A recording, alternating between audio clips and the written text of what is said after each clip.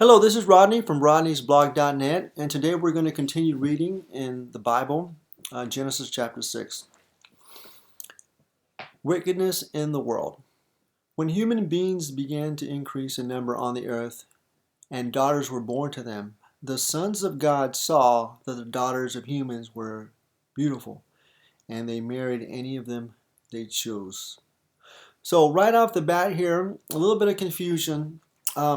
It says the sons of God saw that the daughters of men. Why is there why does it say sons of God, daughters of men? Why isn't it, sons and daughters, sons of men saw that the daughter? Well, there is some controversy about the scripture. Some people say that the sons of God that it's referring to here in chapter 6, verse 2, were actual angelic beings who had fallen from heaven and decided that womankind was so beautiful that they wanted to, have a relationship with them and get married and do all the things that married people do. So basically, they took them and married them, any of them they chose. And verse 3, then the Lord said, my spirit will not contend with humans, for they are mortal. Their days will be 120 years. So God, very unhappy with the situation. Not just, I believe, with what happened with the angels, but just the condition of mankind's heart. Very wicked. God shortened our lifespan. He just can't put up with us for very long anymore because of what's going on. Verse 4, the Nephilim were on the earth in those days and also afterwards. Then the sons of God, when the sons of God went to the daughters of humans and had children by them, they were the heroes of old, men of renown. And basically, when a angelic male mated with a human female, the offspring was a nephilim, which was a giant, enormous person, most likely considered a giant in those days. So, and it says they were heroes of old. So, probably stories about them fighting battles and just big, huge, half angelic, half human people. Incredible. Just to think about this blows my mind. Okay, but anyway, that's what was going on in those days, and it was a huge problem because what that introduced to human society were things that we weren't ready for yet, and we weren't ready for giants. We weren't ready for the knowledge that came from having a relationship with angels. Basically, we spun out of control. We weren't ready for it. We weren't mature enough. The Bible says we weren't. Some scriptures says we weren't ripe enough for it. In verse 5, the Lord saw how great the wickedness of the human race had become on the earth, and that every inclination of the thoughts of the human heart was only evil at all time. So that's pretty sad. Every single thought of ours was evil. The Lord regretted that he had made human beings on the earth, and his heart was deeply troubled.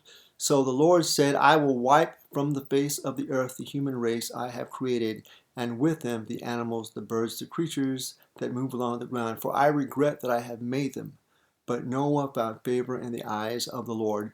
So thanks to Noah, we're still here.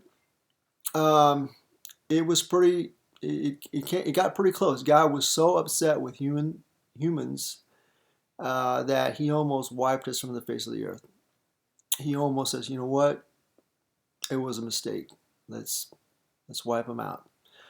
But fortunately for us, there was one guy who God looked at and said, this is the only guy that is living the right way. It was Noah in verse 8. So in verse 9, this is the account of Noah and his family. Noah was a righteous man, blameless among the people of his time, and he walked faithfully with God. Noah had 3 sons, Shem, Ham, and Japheth. Now the earth was corrupt in God's sight and full of violence. God saw how corrupt the earth had become, for all the people on earth had corrupted their ways. So God said to Noah, I am going to put an end to all people, for the earth is filled with violence because of them.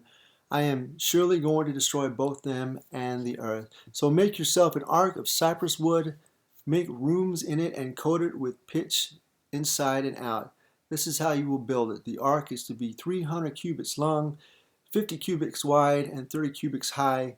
Make a roof for it, leaving below the roof an opening 1 cubit high all around. Put a door in the side of the ark and make lower, middle, and upper decks. I am going to bring floodwaters on the earth to destroy all life under heavens. Every creature that has the breath of life in it, everything on the earth will perish. But I will establish my covenant with you, and you will enter the ark, and you and your sons and your wife's sons and your wives with you. So, important thing right here to notice is that up until that point, it had never rained on the earth, and the ark was built on land, yet it was seaworthy. So there's a lot of people who don't believe in God or atheists. And how was Noah? How was he given the exact measurements and know-how how to build an ark when it had never rained on dry land? So that just shows that that the Bible is real. In verse 19, you are to bring into the ark 2 types of living creatures, male and female, to keep them alive with you. 2 of every kind of bird, of every kind of animal, of every kind of creature that moves along the ground will come to you to be kept alive. You are to take every kind of food that is to be eaten and store it away as food for you and for them. Noah did everything just as God commanded. So this is all we have for chapter 6, and we'll continue with chapter 7 in just a moment. And thank you for watching Rodney'sBlog.net. Have a great day.